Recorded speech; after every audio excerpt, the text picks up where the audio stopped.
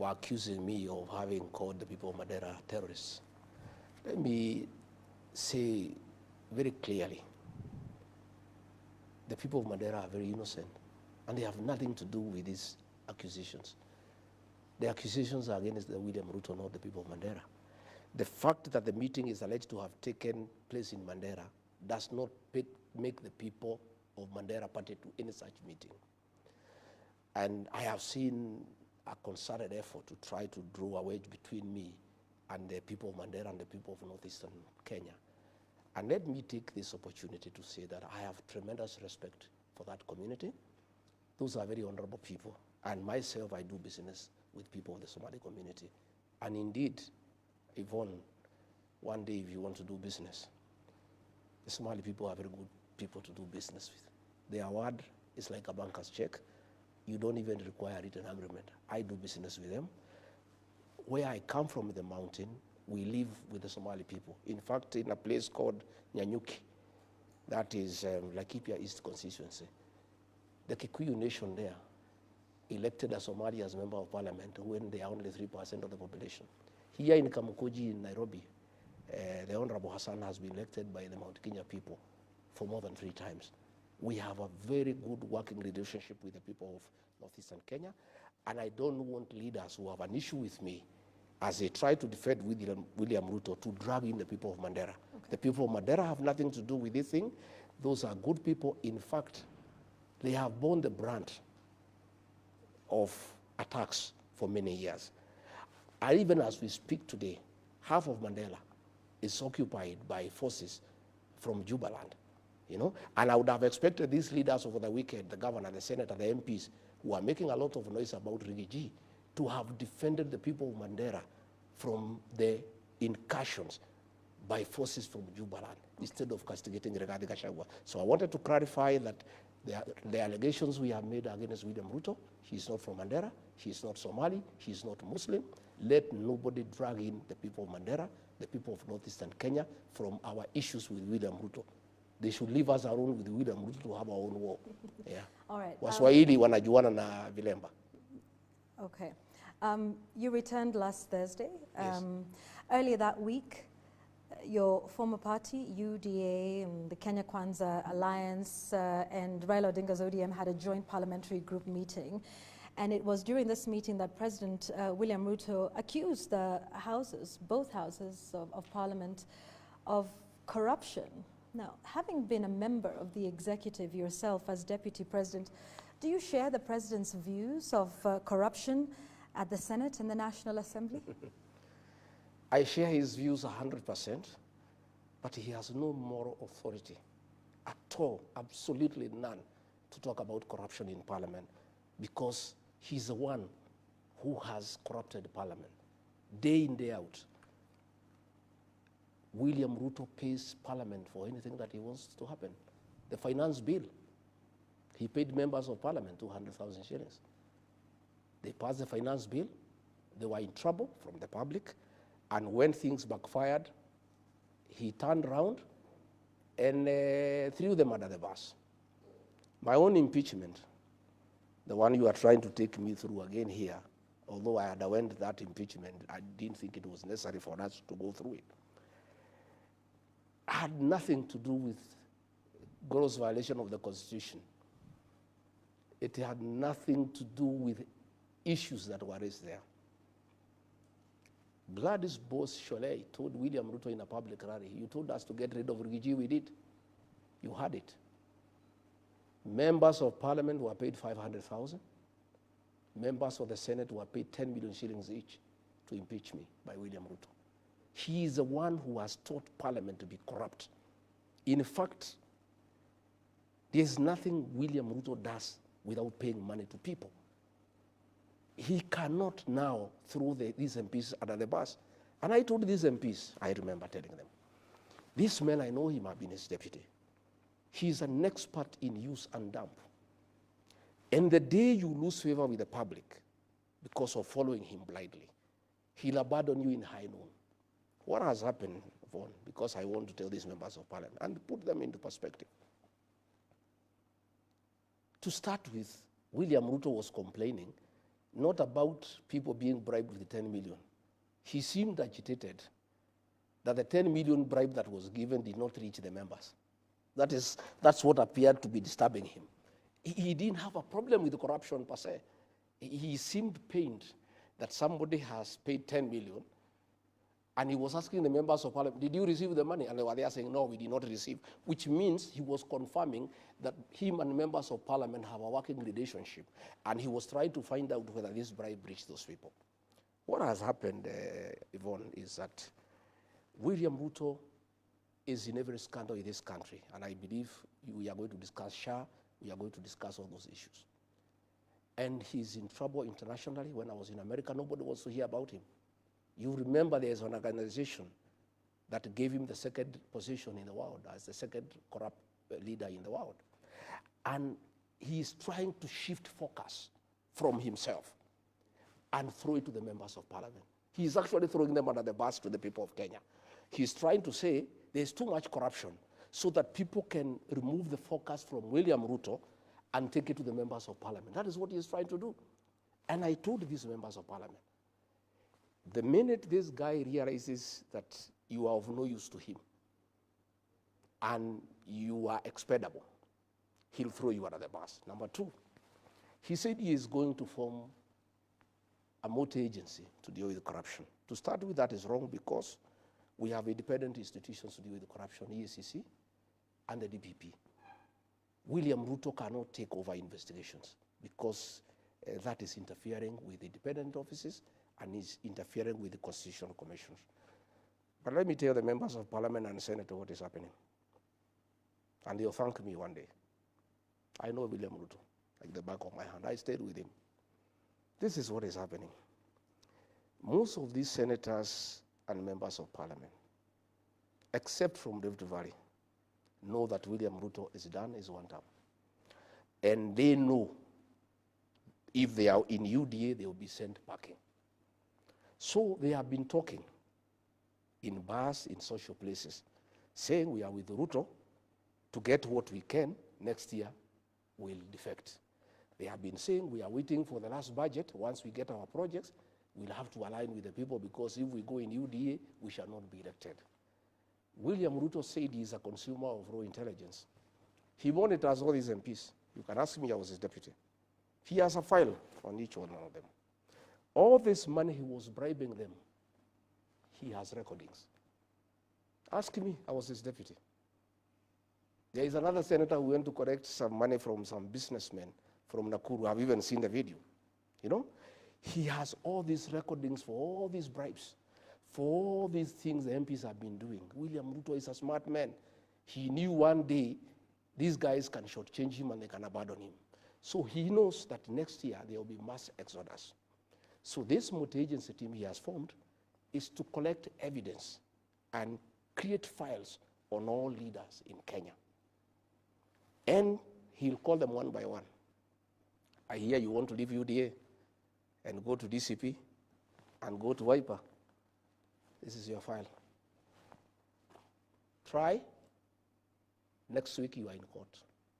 Same for governors, same for everybody. Why would William Ruto want to take over investigations? He said when he formed the government that he'll make sure the National Police Service is independent. He'll give it money. He'll make sure judiciary is independent. He'll make sure the DPP is independent. Today he is saying he wants to form a multi-agency team under the office of the president to deal with corruption.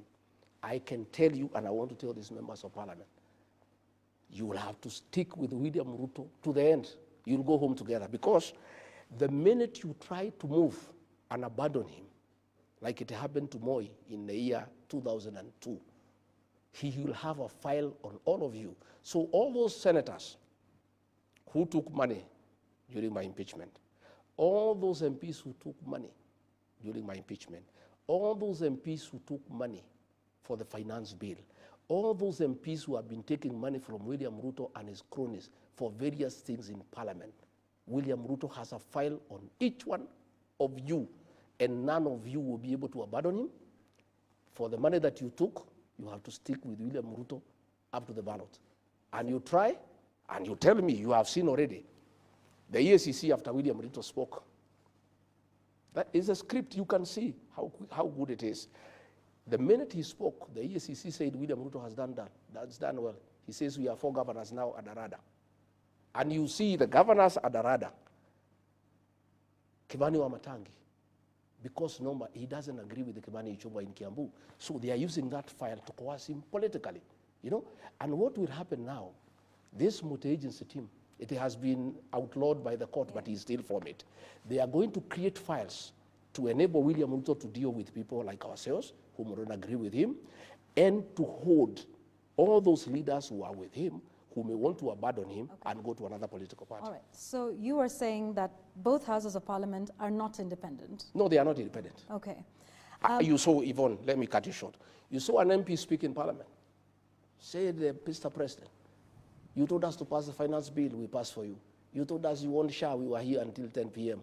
You told us to do this, we were there.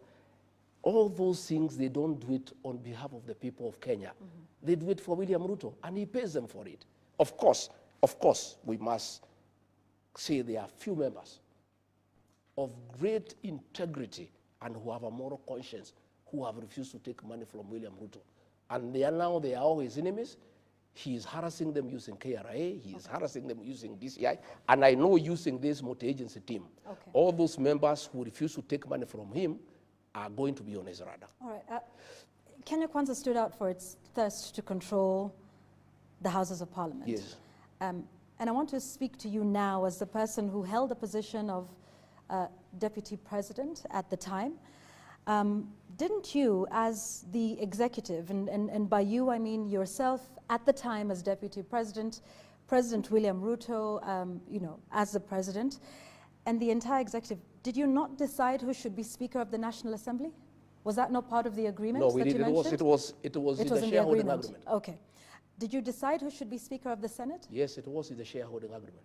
Did you decide who should be Majority Leader for both houses? It was decided after the election. Did you also decide who should chair each of the committees? Yes, it was. In both houses? It was. Didn't you also cause members of the party and the alliance at that moment to attend meetings at State House to give them instructions on your agenda, what to vote for, how to vote? Yes, we did. And so the grand total of this was what? Control of the legislature by the executive? It was so why? The intention. What was the intention? The intention was to push the government's legislative agenda. Okay, so this was a push that came from the executive. Yes. Are you then now surprised that members of National Assembly and the Senate are speaking the language of the executive when you yourself are a part of the executive making these decisions, where the member of the Speaker of the Senate, the Speaker of the National Assembly, all came from the party that you rode on to power? I think it was a very good. If you are saying today that we don't have independent Houses of Parliament, aren't you then responsible for that, because this was your doing with President William Ruto? Yvonne, that's a very good observation. The intention was very noble. When we formed government, we had a manifesto, a great manifesto, bottom-up economic transformation agenda, creating good business environment, lifting people from the bottom of the pyramid. We wanted a majority in Parliament to help us push that agenda. Okay? Where I differed with William Ruto is when we abandoned our agenda, our manifesto, and he started pursuing personal agenda. The housing levy was not part of our agenda of forcing people to pay taxes to build houses. All right. I want us to come back and we will go step by step and talk about the affordable housing levy for just a moment. Yes. And you talk about seeking to have a majority in the House to push government's agenda. Yes, yes. That's all well and good. The Speaker of the Senate and the Speaker of the National Assembly, their role is not to push government agenda. Their role is to be arbiters. Their work was to be good arbiters, right, to regulate debate, and to protect the independence of the institution. How would they do that if they were former party members and if they got those positions as part of an agreement for bringing votes to this administration? How would they be neutral? It behoves upon a speaker when he assumes that position. Justin Bidan Muturi was nominated by TNA to be speaker in 2013 and Jubilee in 2017. but that man had an impeccable record. You never saw him in a public rally doing empowerment and singing praise and worship to President Uhuru Kenyatta. Justin Muturi regulated debate and allowed everybody to speak. I'm sorry, Speaker Wetangula has become a youth winger for President Ruto. He attends empowerment meetings. He goes to sing praises to William Ruto in public meetings. Tell me a single day you saw Justin Muturi in a public rally supporting Uhuru Kenyatta or campaigning for him. What dignity spells out is that once you get the position of speaker, because you must come from somewhere, you can't come from the moon, you can't come from the air, you must come from somewhere. So when a political party nominates you and you are elected as speaker, once you have assumed that position as the speaker of the National Assembly and the Senate, you now rise above, partisan politics and become the arbiter of that house, unregulated, undignified. I have seen Wetangula allowing me to be discussed in Parliament without somebody moving a substantive motion. And in Parliament you cannot discuss an individual unless you move a substantive motion. In that Parliament, Wetangula does not allow members who don't support William Ruto to speak. He is very selective. In fact, he has really eroded the dignity of the National Assembly. From 1963, we are the lowest in terms of the speaker. I have seen him in public rallies singing praise and worship to William Ruto. I have seen him doing harambes for women and youth. That is the problem, that the two speakers have refused to rise above partisan politics and play their role as speakers of those institutions. Kenyans have interpreted the war between the executive and both houses of parliament as a possible sign of disagreement between potential partners in high-level corruption. Do you see it that way? Yes. In fact, all these things, all these fights you see between parliament and the executive is about corruption. Because William Ruto has made Kenya, State House is a crime scene. Kenya is a criminal enterprise as a country. So what has happened, Vaughan, I must tell you the truth. When William Ruto introduced money in Parliament for the impeachment, he paid a lot of money.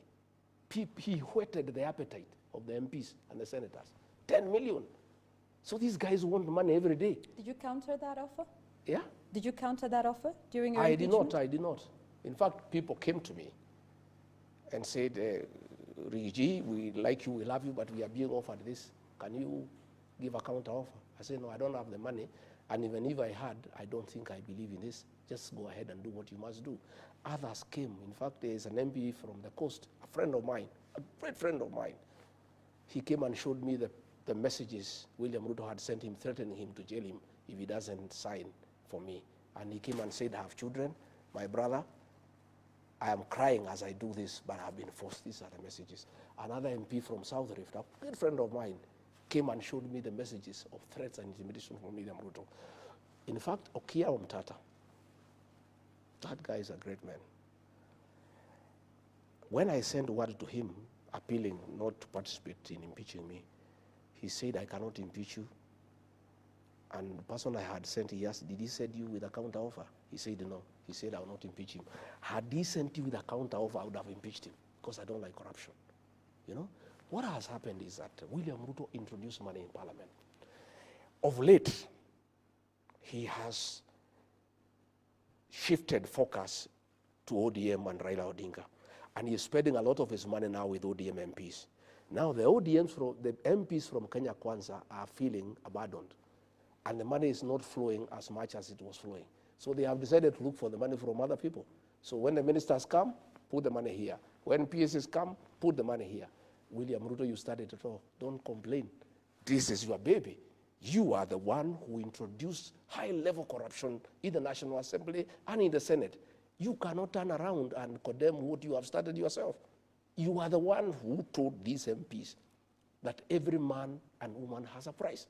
I heard him say it in his presence, that every man and woman has a price. So what has happened, Vaughan? Like the MPs from my backyard are in trouble. They cannot address any meeting unless they pay people. this deputy president, he cannot address any meeting unless he puts people in a tent and gives them money. Now, William Ruto is not giving these MPs money anymore. They need to go to the ground and talk to people, and they don't have money. So what do you expect them to do? Anytime a PS is called for a committee, they say you must give us money. Anytime the minister is called, give us money. So the ministers and PSs have gone to cry to the president. We are unable to do any work now in parliament because anytime we go, there's too much extortion. What do we do? That is why the president was creating hell, because the ministers are going to him to tell him, we are unable to transact in parliament because everybody is demanding money. But he is the one who started it. He is the one who introduced money as the method of transaction in the National Assembly and the Senate. Do you think high-level corruption is an issue in the country? It's a big issue. It's actually our biggest issue. In fact, when you took break, people are sending me messages asking, what is this Yvonne is asking you? Ask her, we want to discuss about corruption.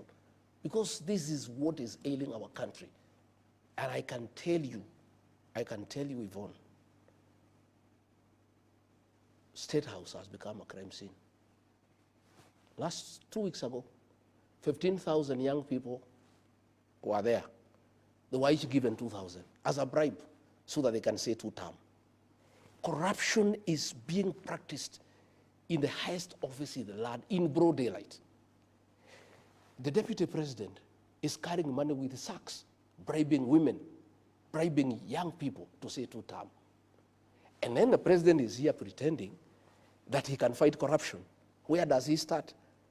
When he was talking in that meeting, after the meeting, he gave those MPs each 100,000. After complaining that they're asking for money and he doesn't want corruption, why was he giving them 100,000? Those MPs have salaries. Why was he giving him money? So what I'm saying is, and Yvonne, when we get to the right discussion, we must discuss where we are as a country. It's because against the advice of Uhuru Kenyatta and many people that we are going to elect William Ruto and he's a corrupt man, and we'll cry. We are crying. And I myself take blame because I ignored it. I thought it's propaganda. And corruption has become a way of life.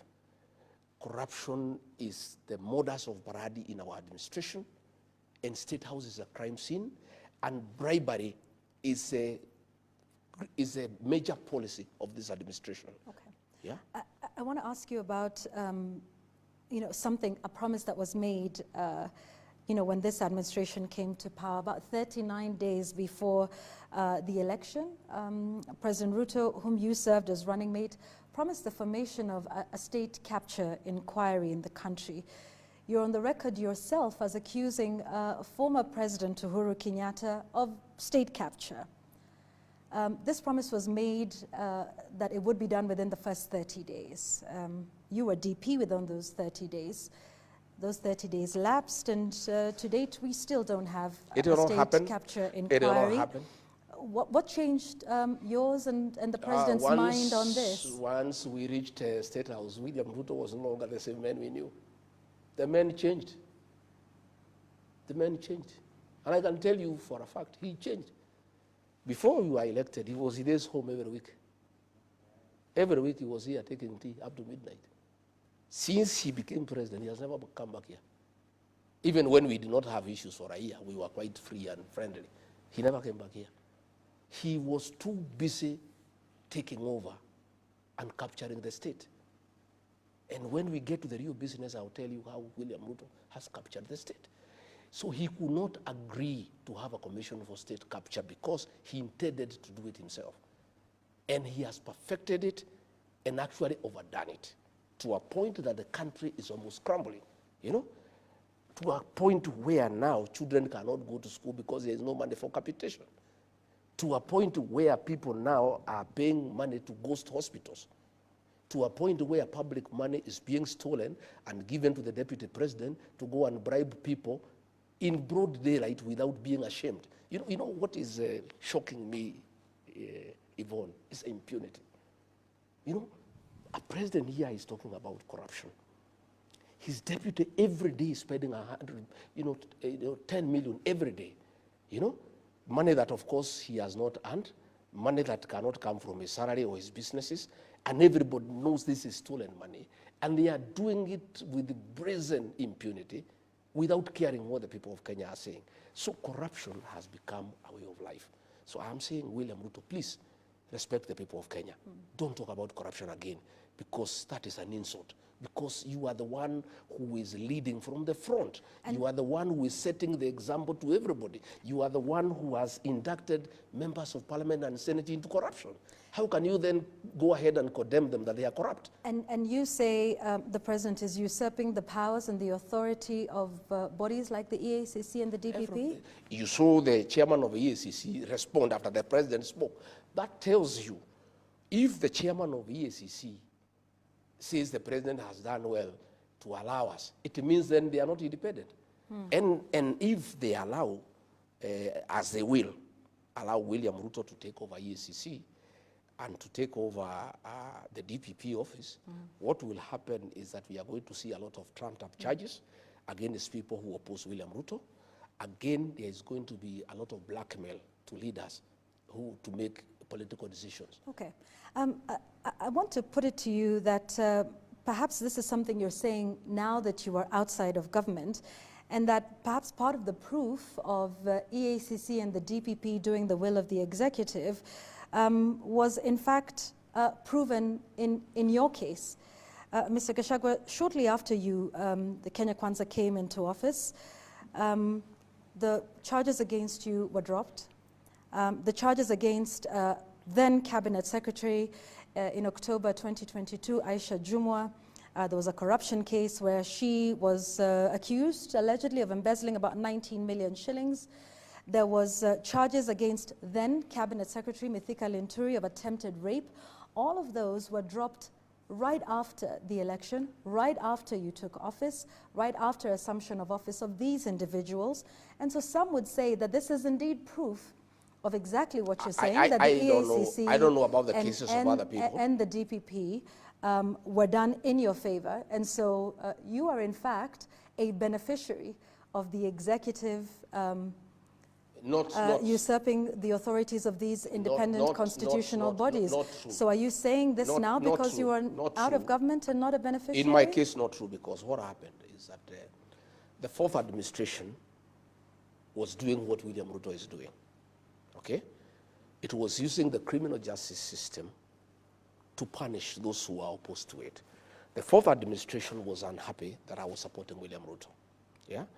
And therefore, they brought charges against me, and there was no evidence. So once we came into office, the DPP got to the DCI to swear an affidavit. It's on record in court and said we had nothing against this man.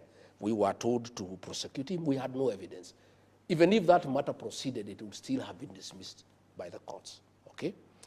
What pains me, Yvonne, and I feel very sad, is at that time when we were being persecuted by the fourth administration, William Ruto saw that in his administration, never again will he allow the use of the criminal justice system to punish those opposed to him.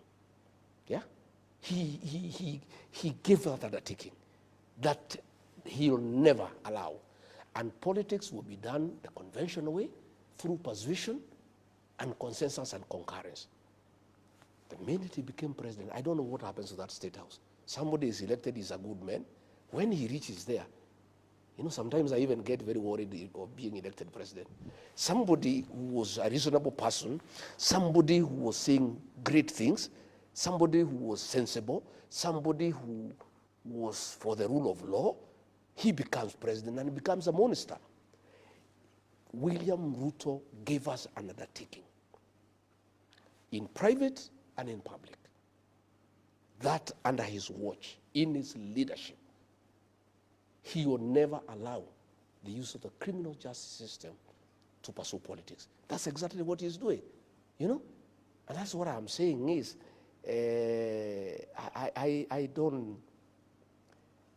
I don't believe he is the same person.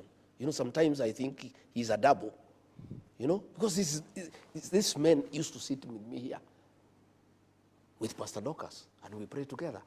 And the things he said he cannot do Kwanzaa, he said in an interview, I will never allow anybody to punish my deputy.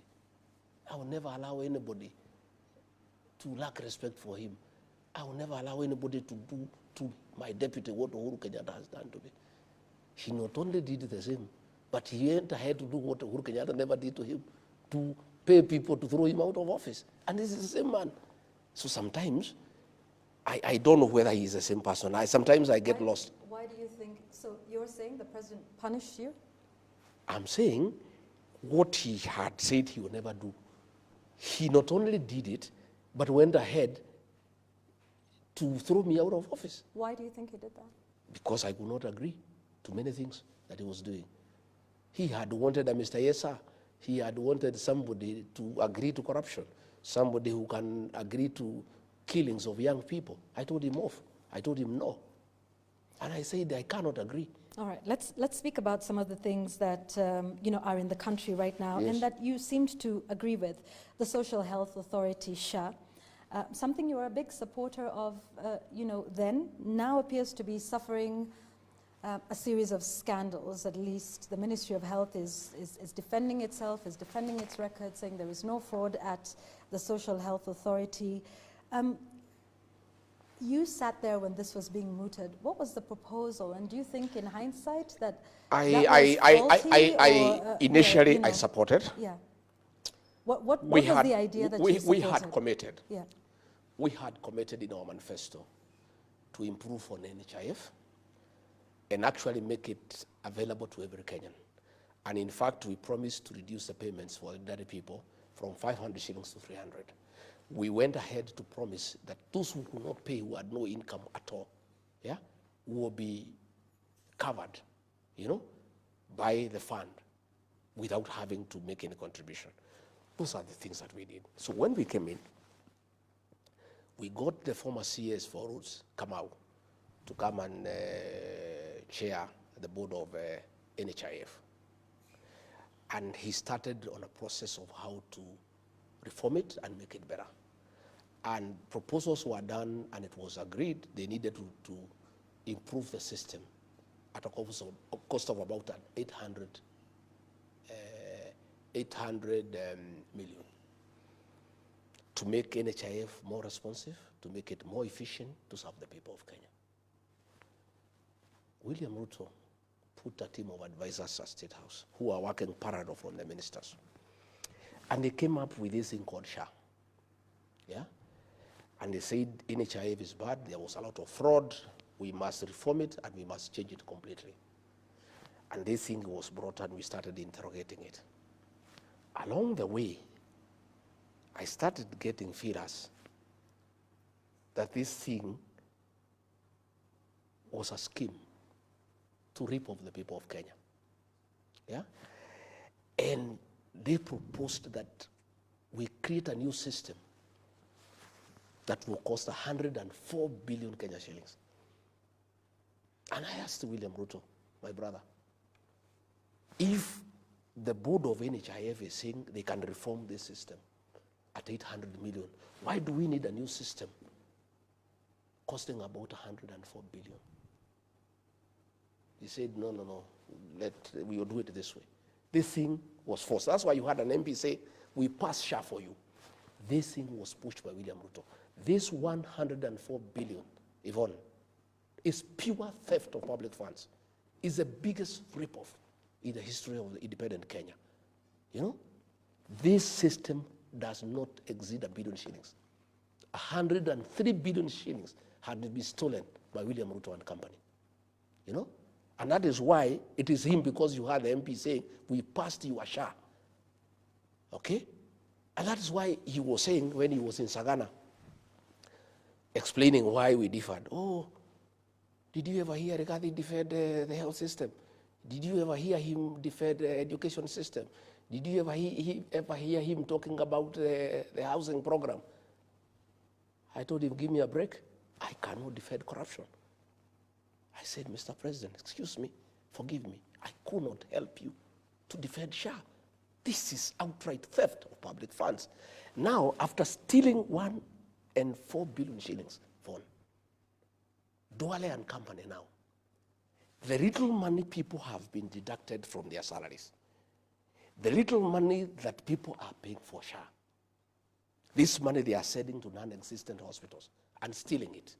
And this is the money that is doing empowerment programs by Mr. Soprano. This is the money that William Ruto is using to bribe people in State House. Where do you think this money is coming from? I heard him asking the governor of Mandera, not the governor, not governor of Mandera. He was saying there is a governor who has paid 150 million. Where did he get it from? I want to pose you the question, Mr. William Ruto. This money you are bribing people. This one you have given Soprano to bribe people. Where are you getting it from? This is money for SHA. Now, Aden Duale is telling us, an abusing journalist, Yvonne, that we have shut down the hospitals. How do you shut down hospitals that do not exist? Please, these people, the impunity, the kind of contempt they have for the people of Kenya. A minister telling the people of Kenya, they have discovered that money is being paid to non-existent hospitals, ghost hospitals. And his reply is that, no, we have shut down those hospitals. Where is the money? What measures has he announced today? If these hospitals were non-existent, if these hospitals were not compliant, and they have been shut because they are not compliant, has he announced how we shall recover this money? I would have expected William Ruto, the new champion of fighting corruption in Kenya, to talk about this. Instead, he's only talking about 10 million, and his complaint, it has not reached the MPs who are his friends. That is his only concern, that 10 million was bribed, it did not reach MPs. William Ruto, why are you not speaking about this 10 billion? By today, in a country of the rule of law, Duale should be at home. You know? What for? And we are saying, what for? He should have been sacked. This is a scandal of unknown magnitude. You have seen today the website for SHA, where the records were, showing who has been paid, has been stepped down, so that you people do not interrogate these hospitals. Because what would have happened? You people are very imaginative. With the list they are showing who has been paid, you would have sent your correspondents all over the country to see whether the hospitals exist. And because they don't exist, that is why they have removed, those details from the website, so that Kenyans do not interrogate, they do not audit the theft of public funds. And then there is also the affordable housing, again, something else that you touted. In fact, you were on record as telling everybody that this is something that you should pay up. What changed along the way? Initially, when I supported this program, yes. William Ruto is very convincing. He's a very convincing guy. And he's very deceptive, extremely deceptive. He had convinced all of us that this housing program, affordable, was a good thing for Kenya. That it will create employment for our young people, that this program, we need slum upgrading, we need to dignify our people, blah, blah, blah. It sounded very nice. Only to realize later, it's nonsense. At what point did you make this realization? After 1 year. It's when I started seeing what's going on. To start with, when he forced people now to have the housing levy. Because the question people were asking me, and I went and asked him. What was the idea for you in your mind with this? Initially, we thought it's a genuine thing. Only to realize that it's about business. That William Ruto has seen a business opportunity to sell cement, to sell steel, and to sell iron sheets. Again, to partner with developers to make money. And for that program to succeed, it needed a source of money. So he had to create a housing levy so that the money is flowing. And this money has been put in Sidan Bank, a bank that he bought immediately we came into office. Okay? Sidan Bank is level 3, is tier 3. According to the central bank regulations, all money belonging to parastatals and governments must be put in tier 1. Tier 1 is Cooperative Bank, Equity, Barclays, those big banks. But he told central bank to allow Sidan to receive money from SHA and also money from housing. So that bank has grown, from a profit of 300 million in 1 year to 1.2 billion. So I want to understand this. You're saying, so at what point did you realize SHA, according to you, wasn't the idea that you One, needed? the first 1 year. Housing in the first The 1 first year. 1 year Okay. of our administration is where it started becoming very clear to me that this William Ruto was not a genuine man. He had conned us, he was deceptive, and he's a businessman, and he's not interested in the country. And yet, Mr. Gachagua, you stayed and then got impeached, and it is only after your impeachment that you started to speak out about all of these things, about organizing meetings. I spoke before. So my question to you is, you say you are not a yes man, and that's why the president doesn't like you. Yes. You say you realized that, SHA and affordable housing had issues with all of these. Were you ever going to say some of these things before you were impeached? Yes. Would you have continued to serve in the administration of President William Ruto? I asked you about some of these things a little earlier. You said, well, what could I do? He was president. You could have resigned, Mr. Gachagua, if you have such grave issues. I couldn't have resigned. Why not? The framers of the 2010 Constitution are very wise. Why did they want a president and a deputy elected? So that they can check each other. That's what I was doing. I was checking from inside until a point he couldn't stand it, and he decided to get rid of me. What happened? Mr. Gachagua, you were not very successful with checking him. No, I was. Let me tell you. Let me now. Well, tell us. That's why. That's why. I went to cabinet and opposed the finance bill of 2024. I did. 2023. 2024. Okay. I said no, and it was put on record. And he was mad with me. And I went in public meetings asking the MPs to listen to the ground. It was a way of checking. Because when you are deputy president and there's a finance bill, and when people ask me, what do you think about this finance bill? I say, listen to the ground. The people did not want it. I told the MPs, listen to the ground. And the president was mad with me. Finally, when it came to cabinet, I went and opposed the demolitions and evictions of Nairobi River. If you remember, it was one of the charges in the Senate against me. I opposed when I was deputy president. I did not oppose when I left office, Yvonne. I opposed when I was in office. And it was a charge of insubordinating the president because of saying no. Our manifesto was clear that we shall never carry out demolitions and evictions until we have settled the people. Okay. When the Gen Z protests came, Yvonne, I want to put it on record so that we are speaking from the same page. I opposed abductions and killings. And when the president insisted, and our kids were shot and killed on June 25th, 2024, on the 26th of June, as deputy president, I called a press conference in Mombasa and castigated President William Ruto and the Director of National Intelligence Service for abductions and extrajudicial killings. I am not doing it because I'm outside, Yvonne. I was doing it from inside. And that is why the president now could not stand it anymore. In fact, it's after my press conference on June 26th is when he made a decision he must get rid of me. And it took him about 4 months. He started putting things into motion. And I told the president, I think it was on June 22nd, when I saw the operation order, what had been planned, the killings, the abductions, I went and I said, Mr. President, I am a parent, you are a parent. I have 2 young boys, you have young children. How can we kill these people simply because they are saying the finance bill is not acceptable? Why can't we listen to them? He said, my friend, you are in government, you do what we are saying. So the subsequent meeting for National Security Council, I was not invited because I would have opposed the operation. So when it happened, on June 25th, the president called a press conference at night. He did not invite me, and he said this was treasonous, these are criminals, they'll pay for it. I was mad because I knew these children were innocent, and they were simply clamoring for their rights and the rights of the people of Kenya. And what happened, Yvonne, is that nature abhors vacuum. The minute the president captured parliament, the minute he compromised Raila Odinga, there was nobody else to speak for the people of Kenya.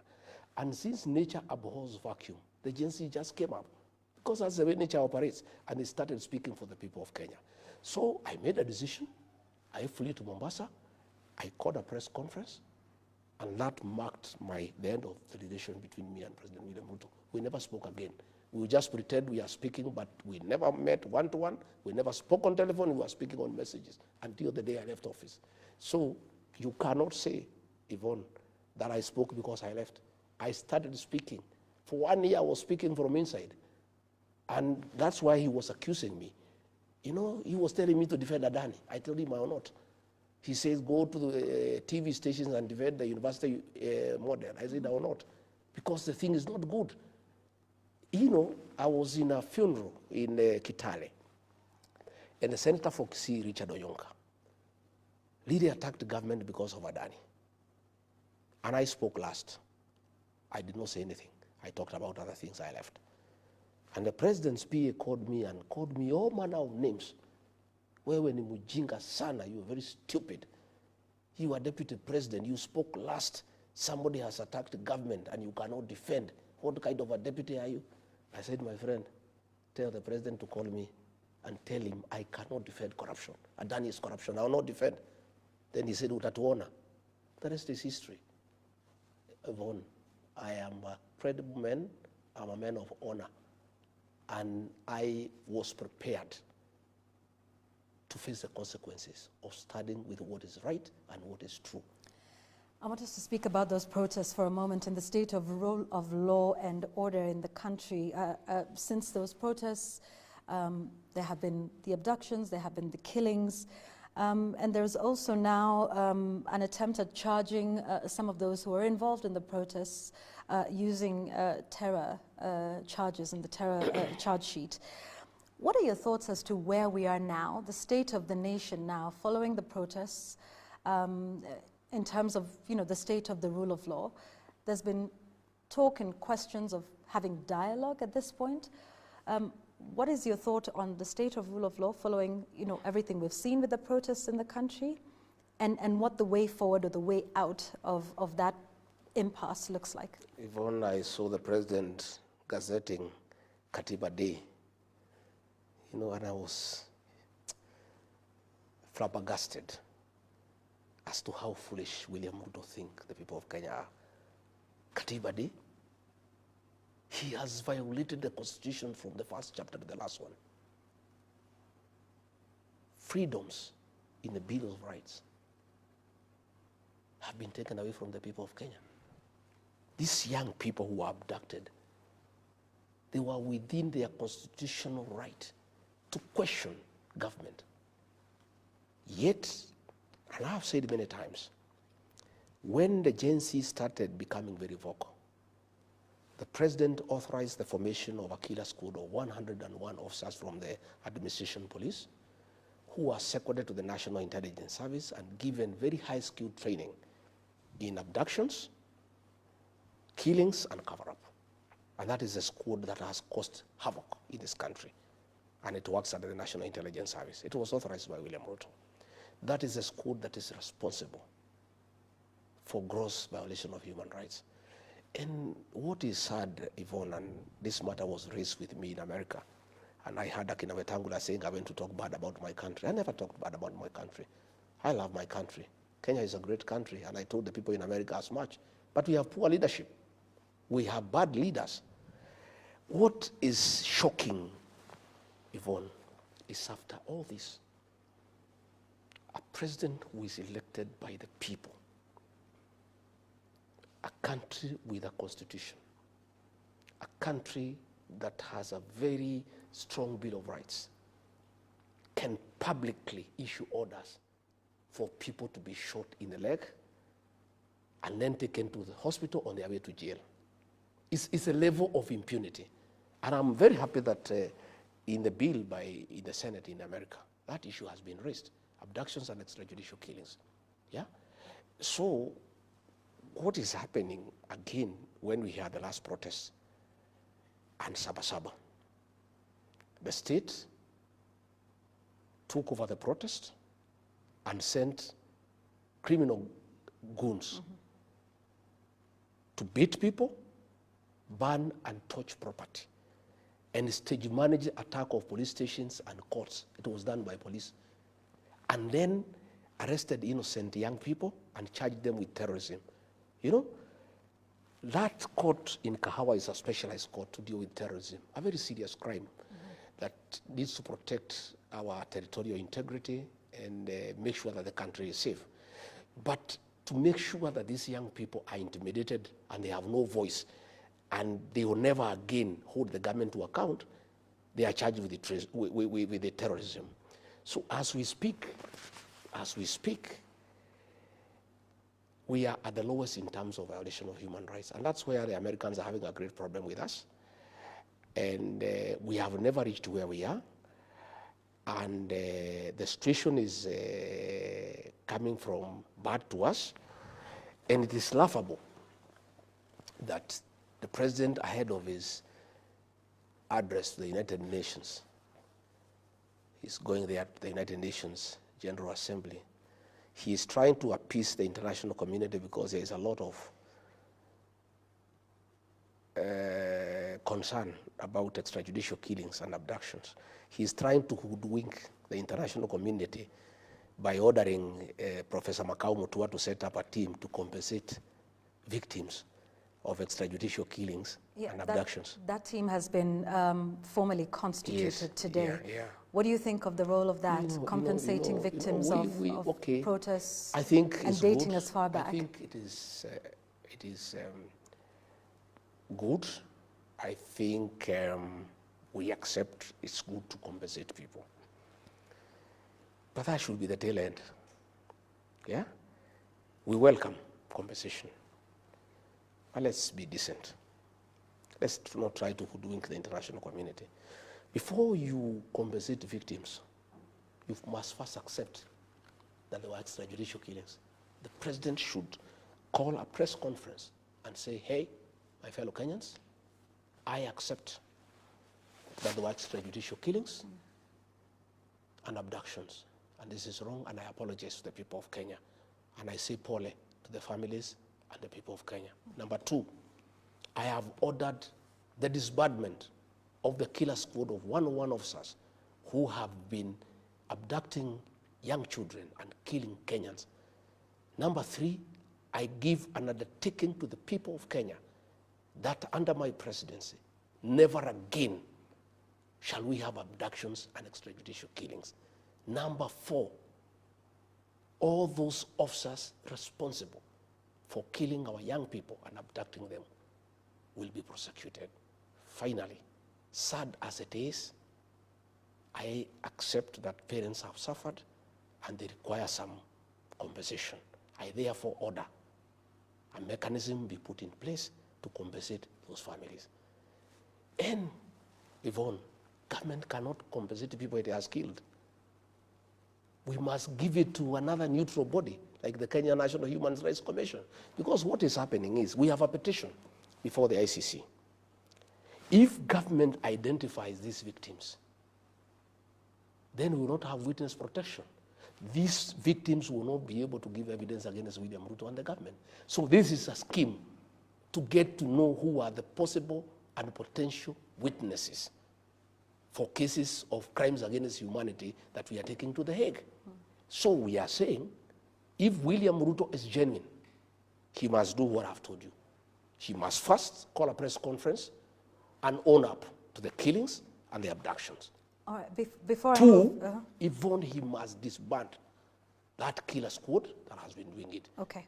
And then he must de-gazette that team, pass this responsibility and the funds to the Kenya National Human Rights Commission, which is neutral. Because how do you get people who killed your child are the same people who are coming to compensate you? Even in terms of the way you relate. You know, the same person who shot your child is the one saying, oh, Mama, I'm sorry we killed your son. Yeah? Here is 100,000 to compensate you. How does it work? Let us have an independent body, the Kenya National Human Rights Commission, to be able to do it. I want to talk about, and to switch gears a little bit and, talk about some politics for a moment and maybe go back to your return from the United States. You've been having the, what you call united opposition. We didn't see your colleagues at the airport to welcome you back. They were not supposed to come. Okay. This was, I was just coming home. And I think when Kipchumba Murkomen threatened to arrest me, my supporters decided to come to the airport to make sure that I'm safe. It was a family affair. Of course, the government organized to attack me, and those were policemen in civilian, accompanied with goons. They actually wanted to kill me at Pipeline.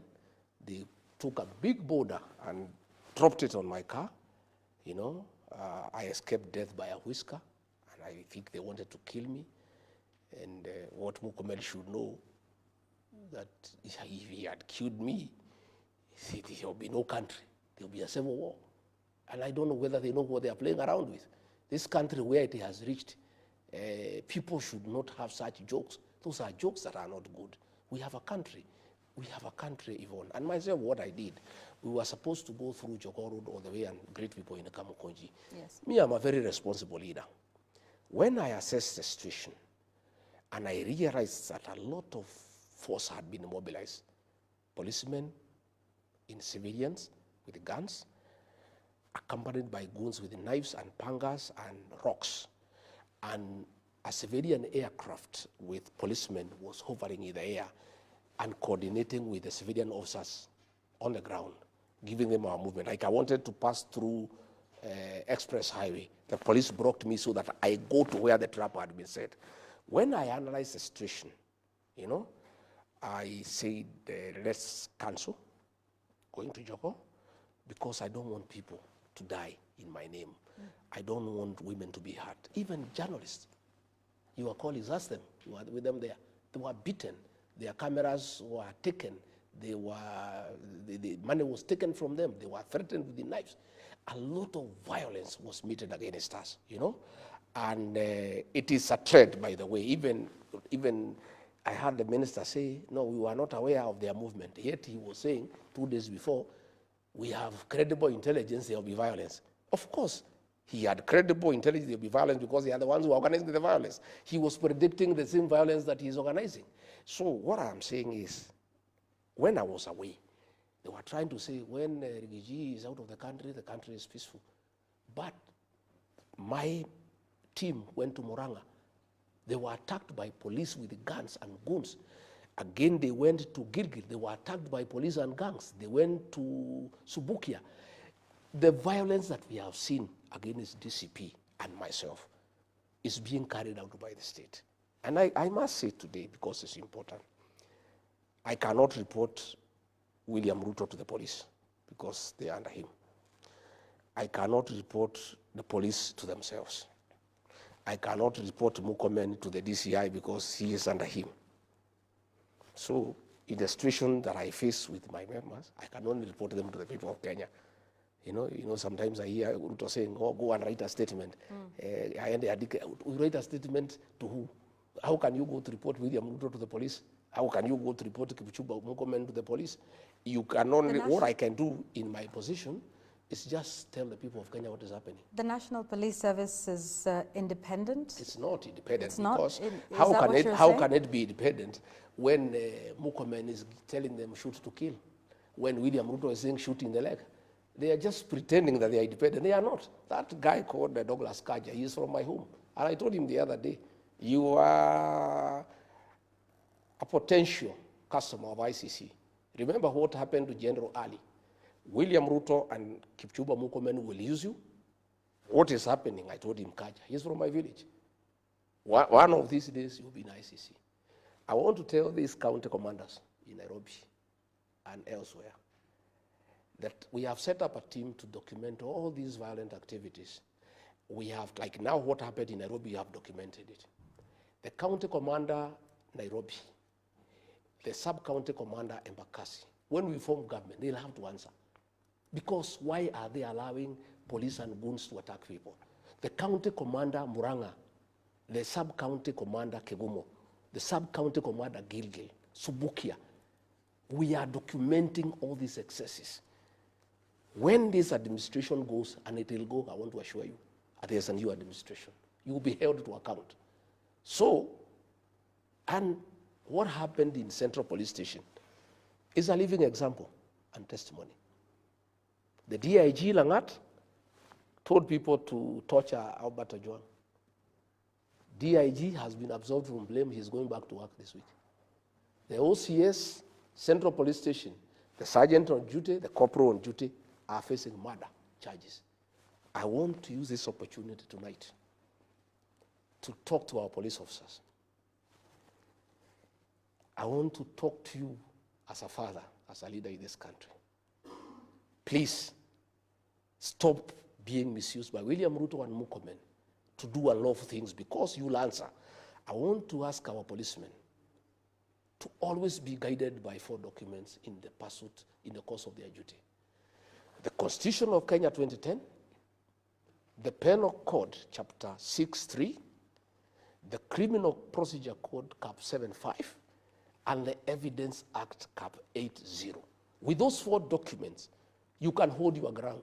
And even if your senior tells you to do something that is not covered by those 4 documents, you can stand your ground. Okay.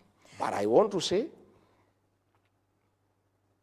if the government has decided to stop the one-term movement, they want to assassinate GACHAGUA by using police in civilians and then blame it on goons, because I can see the pattern. What they have done, Yvonne, if you allow me, I have been attacked now 7 times. In November 2024, I was attacked by goons covered by police in Limuru. Up to today, nobody has ever been arrested. On 28th December, I was attacked by a police officer in Shamata. Nobody has ever been arrested.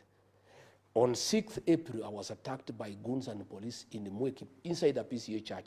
Nobody has ever been arrested. You know? Another day, I was attacked somewhere else. Now, I was attacked at the airport. What I can see, I was analyzing here with security experts yesterday, is that the government want to set up a trend where that GACHAGUA is always attacked by goons, is always attacked by goons. So that one day, police in civilian can shoot him dead, and then say it's the goons, and then order an investigation to arrest the goons when he is dead. What I want to tell them is, and I want to be very cautious, I want to say, it's important I say, because I have seen the trend of what is happening.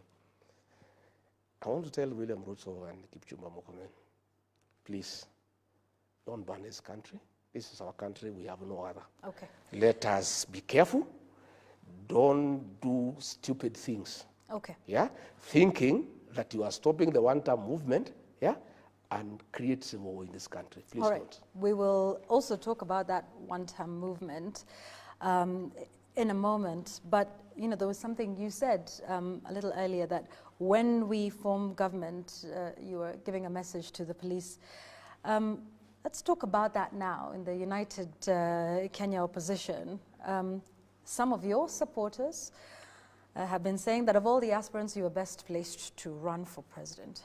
Mr. GACHAGUA, can you confirm to us tonight if this is something that you are doing? Are you interested in running for president of the Republic of Kenya? What a question, Yvonne. Am I interested? Why not? I am a candidate to be president of the Republic of Kenya. I am qualified. I have support. I am looking for more support. And I'll be on the ballot as a candidate for president. Let's talk about you being on the ballot. How will that happen with your impeachment? What do you mean? William Ruto, Uhuru Kenyatta had charges against him, crimes against humanity. In The Hague, he was elected as president. They were not convicted. They were facing charges at the ICC. Nobody has been convicted. Do you think that's a fair comparison? Yes, the charges yes. they were facing at the ICC? What the Constitution of Kenya says. What the Constitution of Kenya says. What I just want to tell you what yeah, for a moment. Can I ask the question? Okay. Okay.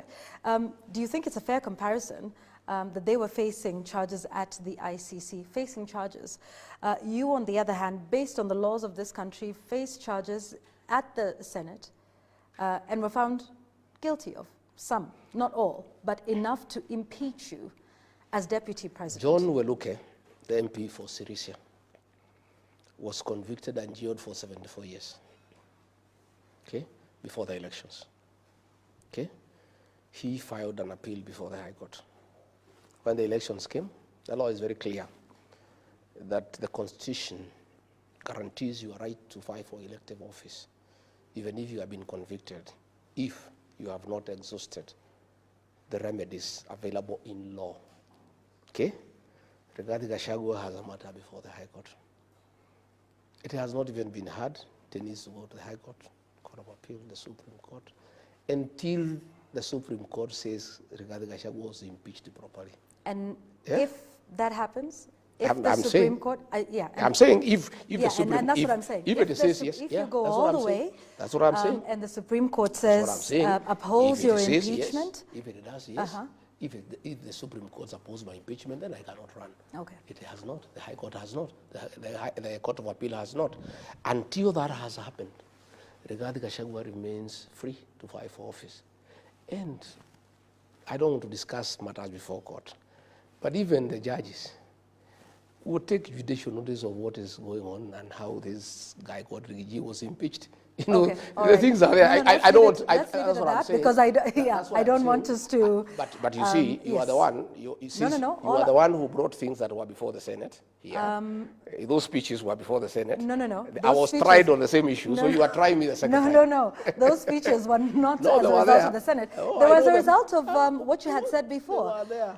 They were at the Senate. You were trying me a second time. Was I trying you a second time? Because you were asking me to make comments on matters I've already made comments before. No, we're holding you to account for statements that so you what make, I'm saying Mr. Rigathi. Before I exhaust all the remedies available to me by law, and you know the law is very good.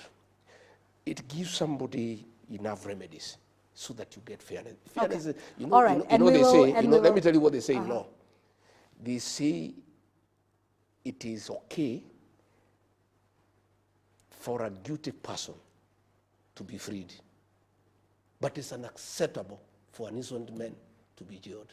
And we shall wait to see what the court say about that. That's why there are four mechanisms. Okay, I want us to leave it at that. Yes. And we wait to see what happens in the court of law and how far you take the process. But I want to hear your views on your other colleagues in the United Opposition who've also expressed interest in the top seat. What are your thoughts on Kalonzo Musyoka, the party leader of Wiper Democratic? He is a good man. He's a good leader. And he has a capacity to lead this country. Yeah. If I'm not chosen to be the flag bearer, for whatever reason, I would have no issue, absolutely none, in supporting him to be president. What of Ms. Martha Karua? Same. Kalonzo Musyoka, Martha Karua, Fred Matiang'i, Eugene Wamalwa are all competent and capable leaders who can give good leadership to this country. And when we agree, because we have agreed that along the way, all the contenders will have to sit down and agree on one to be our flag bearer. I pray and hope that I'll be one, because I think I have the drive and the strategies and the numbers. And knowing William Ruto, because I know him well, I think I'm the guy who is best suited to take this guy home. Is unity possible? So, in case, Is unity possible? It's not. Or will we see everyone pulling in their own direction? It's a must. We have no choice. The people of Kenya have told us, in no uncertain time, they don't care who. They want one candidate to face William Ruto. We have a responsibility to restore this country. We have a responsibility to bring an end to extrajudicial killings and abductions. We have a responsibility to bring an end to corruption and misappropriation of public funds. And that can only happen when William Ruto is one term. And for that to happen, we need to produce one candidate to face him. Kenyans will not forgive any one of us, any one of us who plays around with that unity. And I can tell you, all of us have committed, and I will be persuading my colleagues that we publicly sign a pact with the people of Kenya, committing that all of us, each one of us will support whoever is picked and none of us will go astray. So that whoever goes astray, will be a traitor to the Kenyan cause. So there will be unity, there will be one candidate, and I believe and I trust that candidate is the man seated opposite you tonight. Let's talk about that election that would, the general election in 2027. We now have a fully constituted Independent Electoral Boundaries Commission. You know, what are your thoughts around the commission? Are you confident that they have the capability and the capacity to run a free and fair process? And we'll come back and talk about the by-elections in a moment, but I just want your first thoughts on the commission, the new commission. I am not very happy with the way it was picked, but nevertheless, it's in place. What aren't you happy with? Because there wasn't, I could see there was some consultation between Raila Odinga and William Ruto, who were on the same side, and therefore there was no concurrence with other people. But be as it may, the way I understand the Kenyan politics, and by the way, I'm a student of political science, and I've been around for a while in all these elections. I did my vast voting, I think, in 1979, and I participated in all these elections. And when electoral laws were changed such that votes are counted at the polling station, and the ruling by the Supreme Court in 2013 that polling station results are final, it made rigging of elections next to impossible. I want to assure the people of Kenya that nobody can steal our elections. And all we ask the IBC commissioners is to fast track and hasten voter registration and do good preparation for the general election and make sure that they make all the materials available and they put all the logistics that are required into place. And that is their role. The rest they leave it to Kenyans. Kenyans will wake up early and they will make a decisive decision. And I don't think anybody will interfere with the will of the people. All right. Before the general election, there are some by-elections that are coming up. Is DCP planning to field candidates? Yeah. DCP is a national party and will participate in our elections, including Banisa in Mandera. Yeah. All that talk you saw in Mandera was trying to discredit me and DCP in Banisa because our candidate, Adan Mohammed, is a leading candidate. And the people of Banisa want to elect a DCP candidate because they want somebody who can speak for them. Because UDA people are praise and worship choir members of William Ruto. And we have a candidate in Mbeere North. We'll have a candidate in Magarini. We'll have a candidate in Malava. We have several wards across the country.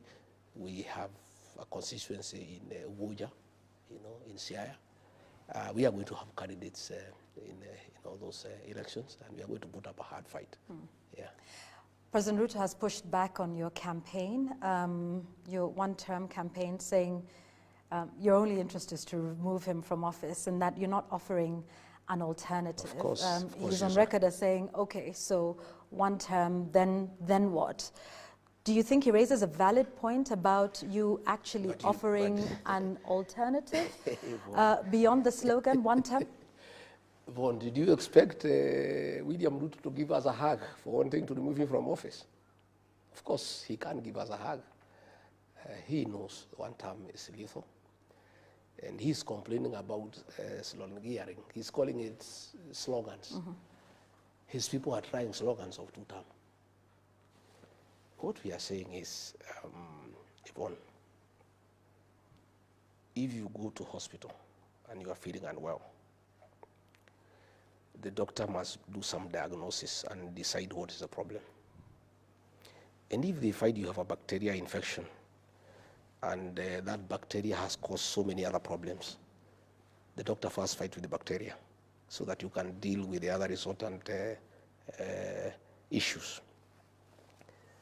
What we are saying, and we are very clear in our mind, is that where we are as a country, for abductions and extrajudicial killings to come to an end, William Ruto must leave office. For us to stop corruption and theft of public resources, William Ruto must leave office.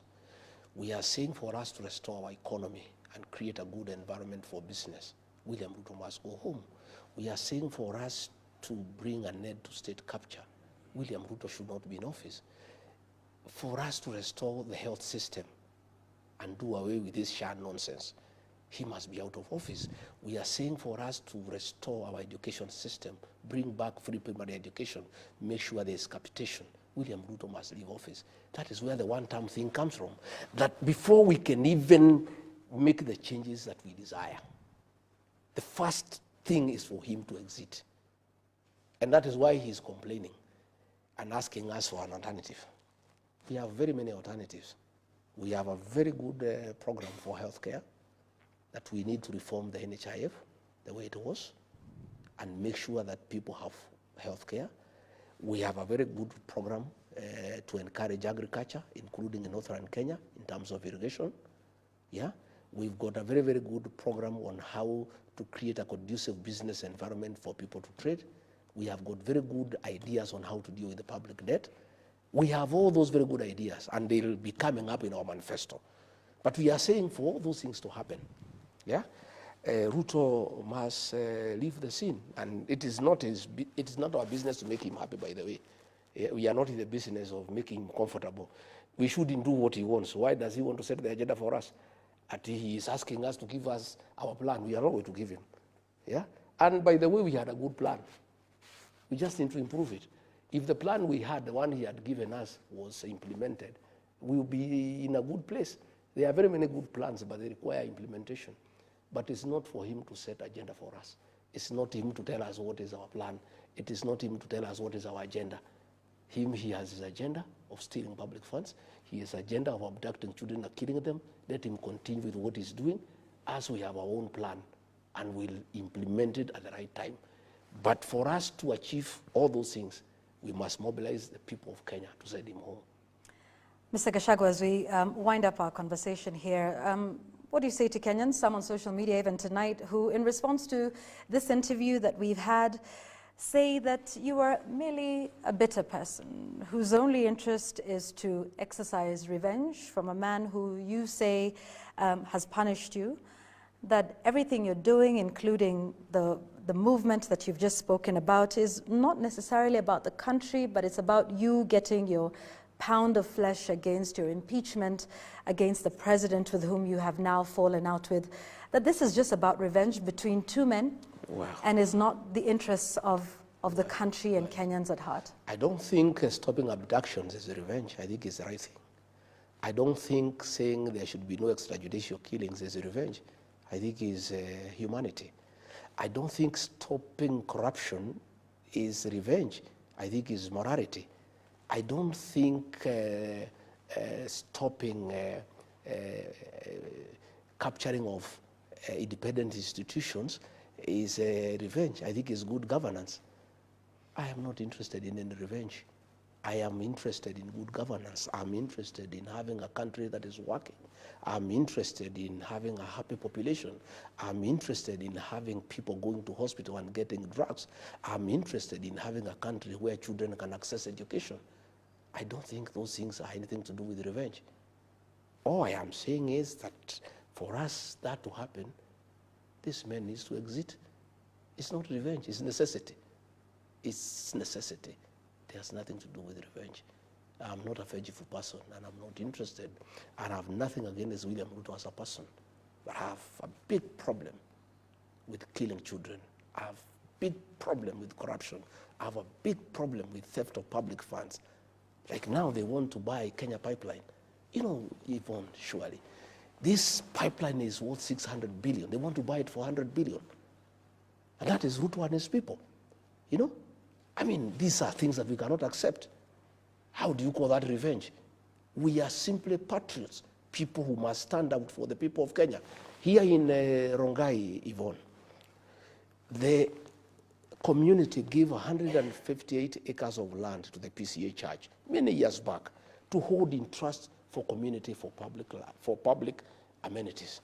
The PCA church have been doing it. William Ruto has gone there and without any public participation, without talking to the church, hived 40 acres to put up 2,000 units of affordable housing.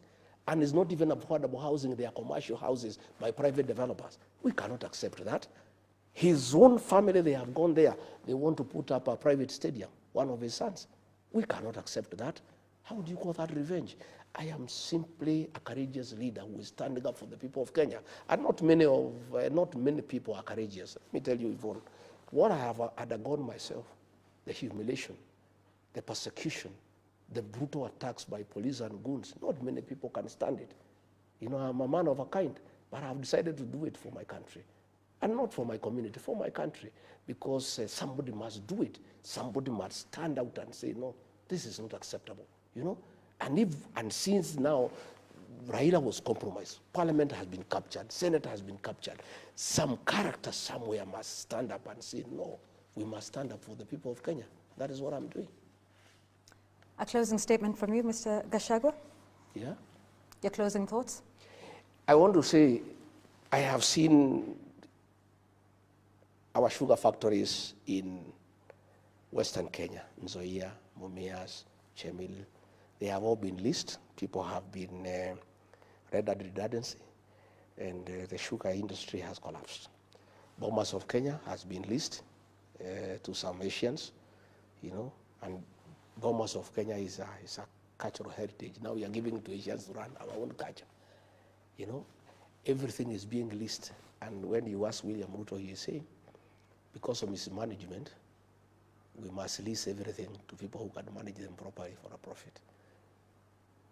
What I want to ask my brother William Ruto, if the solution to mismanagement is leasing, since you have mismanaged Kenya, please advertise for the leasing of Kenya for the next 2 years.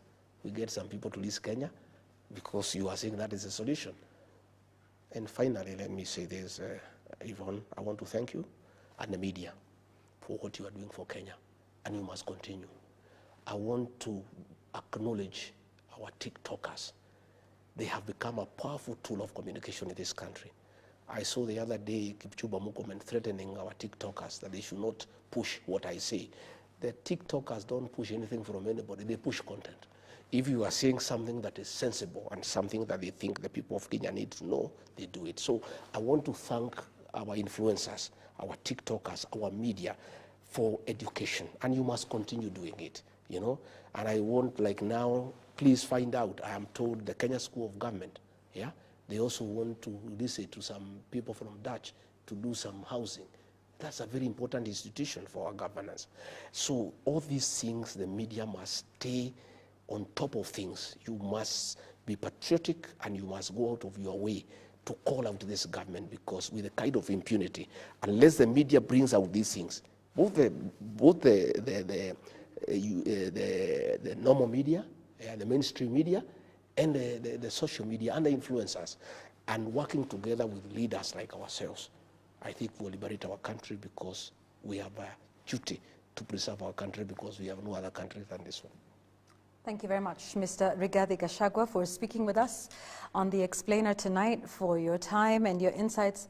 We thank you. Thank you. Let's take a short break here on The Explainer. We're back with the day's sports news.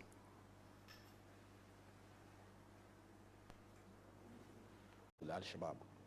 Some leaders in that area, the governor, the senator, and some MPs, were accusing me of having called the people of Madeira terrorists. Let me say very clearly, the people of Madeira are very innocent, and they have nothing to do with these accusations. The accusations are against the William Ruto, not the people of Madeira. The fact that the meeting is alleged to have taken place in Madeira does not make the people of Madeira party to any such meeting. And I have seen a concerted effort to try to draw a wedge between me and the people of Madeira and the people of northeastern Kenya. And let me take this opportunity to say that I have tremendous respect for that community. Those are very honorable people. And myself, I do business with people of the Somali community. And indeed, Yvonne, one day if you want to do business, the Somali people are very good people to do business with. Their word is like a banker's check. You don't even require a written agreement. I do business with them. Where I come from in the mountain, we live with the Somali people. In fact, in a place called Nyanyuki, that is Laikipia East constituency, the Kikuyu nation there elected a Somali as member of parliament when they are only 3% of the population. Here in Kamukoji in Nairobi, the Honorable Hassan has been elected by the Mount Kenya people for more than 3 times. We have a very good working relationship with the people of northeastern Kenya, and I don't want leaders who have an issue with me as they try to defend William Ruto, to drag in the people of Mandera. Okay. The people of Mandera have nothing to do with this thing.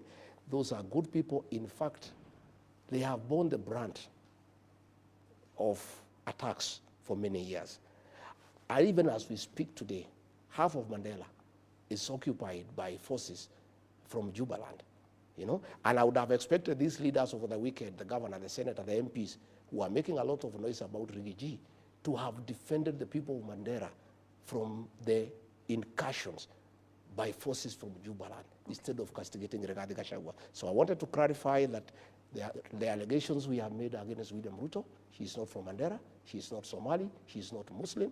Let nobody drag in the people of Mandera, the people of northeastern Kenya, from our issues with William Ruto. They should leave us alone with William Ruto to have our own war. Yeah. All right. Waswahili wanajuana na vilemba. Okay. You returned last Thursday. Yes. Earlier that week, your former party, UDA, the Kenya Kwanza Alliance, and Raila Odinga's ODM had a joint parliamentary group meeting. And it was during this meeting that President William Ruto accused the houses, both houses of parliament, of corruption. Now, having been a member of the executive yourself as deputy president, do you share the president's views of corruption at the Senate and the National Assembly? I share his views 100%, but he has no moral authority at all, absolutely none, to talk about corruption in parliament, because he's the one who has corrupted parliament day in, day out. William Ruto pays parliament for anything that he wants to happen. The finance bill, he paid members of parliament 200,000 shillings. They passed the finance bill, they were in trouble from the public, and when things backfired, he turned around and threw them under the bus. My own impeachment, the one you are trying to take me through again here, although I underwent that impeachment, I didn't think it was necessary for us to go through it, had nothing to do with gross violation of the Constitution. It had nothing to do with issues that were raised there. Gladys Bose-Sholei told William Ruto in a public rally, you told us to get rid of Rigiji, we did. You had it. Members of parliament were paid 500,000. Members of the Senate were paid 10 million shillings each to impeach me by William Ruto. He is the one who has taught parliament to be corrupt. In fact, there's nothing William Ruto does without paying money to people. He cannot now throw these MPs under the bus. And I told these MPs, I remember telling them, this man, I know him, I've been his deputy. He's an expert in use and dump. And the day you lose favor with the public because of following him blindly, he'll abandon you in high noon. What has happened, Vaughan, because I want to tell these members of parliament and put them into perspective. To start with, William Ruto was complaining not about people being bribed with the 10 million. He seemed agitated that the 10 million bribe that was given did not reach the members. That's what appeared to be disturbing him. He didn't have a problem with the corruption per se. He seemed pained that somebody has paid 10 million, and he was asking the members of parliament, did you receive the money? And they were there saying, no, we did not receive, which means he was confirming that him and members of parliament have a working relationship, and he was trying to find out whether this bribe reached those people. What has happened, Yvonne, is that William Ruto is in every scandal in this country, and I believe we are going to discuss SHA, we are going to discuss all those issues. And he's in trouble internationally. When I was in America, nobody wants to hear about him. You remember there's an organization that gave him the second position in the world as the second corrupt leader in the world. And he's trying to shift focus from himself and throw it to the members of parliament. He's actually throwing them under the bus to the people of Kenya. He's trying to say there's too much corruption so that people can remove the focus from William Ruto and take it to the members of parliament. That is what he's trying to do. And I told these members of parliament, the minute this guy realizes that you are of no use to him and you are expendable, he'll throw you under the bus. Number two, he said he is going to form a multi-agency to deal with corruption. To start with, that is wrong because we have independent institutions to deal with corruption, EACC and the DPP. William Ruto cannot take over investigations because that is interfering with independent offices and is interfering with the constitutional commissions. But let me tell the members of parliament and Senate what is happening. And they'll thank me one day. I know William Ruto like the back of my hand. I stayed with him. This is what is happening. Most of these senators and members of parliament, except from Rift Valley, know that William Ruto is done his one term. And they know if they are in UDA, they will be sent packing. So they have been talking in bars, in social places, saying we are with Ruto to get what we can. Next year, we'll defect. They have been saying we are waiting for the last budget. Once we get our projects, we'll have to align with the people because if we go in UDA, we shall not be elected. William Ruto said he's a consumer of raw intelligence. He monitors all these MPs. You can ask me, I was his deputy. He has a file on each one of them. All this money he was bribing them, he has recordings. Ask me, I was his deputy. There is another senator who went to collect some money from some businessmen from Nakuru. I've even seen the video. You know, he has all these recordings for all these bribes, for all these things the MPs have been doing. William Ruto is a smart man. He knew one day these guys can shortchange him and they can abandon him. So he knows that next year there will be mass exodus. So this multi-agency team he has formed is to collect evidence and create files on all leaders in Kenya. And he'll call them one by one. I hear you want to leave UDA and go to DCP and go to Wiper. This is your file. Try. Next week you are in court. Same for governors, same for everybody. Why would William Ruto want to take over investigations? He said when he formed the government that he'll make sure the National Police Service is independent. He'll give it money. He'll make sure judiciary is independent. He'll make sure the DPP is independent. Today he is saying he wants to form a multi-agency team under the office of the president to deal with corruption. I can tell you, and I want to tell these members of parliament, you will have to stick with William Ruto to the end. You'll go home together because the minute you try to move and abandon him, like it happened to Moi in the year 2002, he will have a file on all of you. So all those senators who took money during my impeachment, all those MPs who took money during my impeachment, all those MPs who took money for the finance bill, all those MPs who have been taking money from William Ruto and his cronies for various things in parliament, William Ruto has a file on each one of you, and none of you will be able to abandon him. For the money that you took, you have to stick with William Ruto up to the ballot. And you try, and you tell me, you have seen already, the EACC after William Ruto spoke.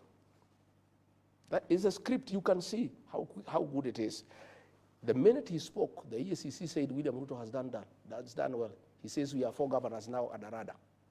And you see the governors at the radar. Kimani Wamatangi, because Noma, he doesn't agree with the Kimani Ichung'wah in Kiambu. So they are using that file to coerce him politically, you know. And what will happen now, this multi-agency team, it has been outlawed by the court, but he's still from it. They are going to create files to enable William Ruto to deal with people like ourselves, who don't agree with him, and to hold all those leaders who are with him, who may want to abandon him and go to another political party. All right. So you are saying that both houses of parliament are not independent? No, they are not independent. Okay. You saw, Yvonne, let me cut you short. You saw an MP speak in parliament. Said, Mr. President, you told us to pass the finance bill, we passed for you. You told us you want SHA, we were here until 10 p.m. You told us to do this, we were there.